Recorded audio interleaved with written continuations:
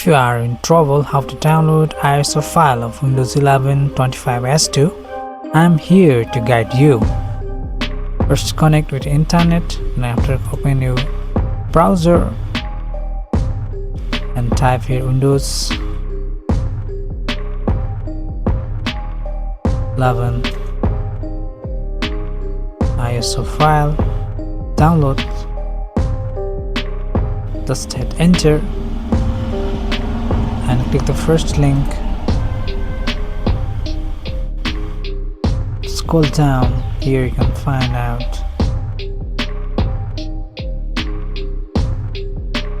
current release Windows 11 2025 update, that is 25S2. Scroll down and here you can find or download Windows 11 disk image, that is ISO file for 64-bit devices. Okay, select this. Here you have to choose this, then after click this icon and click confirm,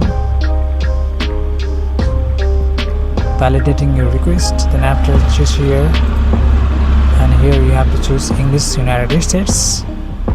Click confirm. Then after you have to choose here 64-bit download, and your download has been started here. Guys, hence you can download Windows 11 25S2 latest version ISO file from Microsoft website.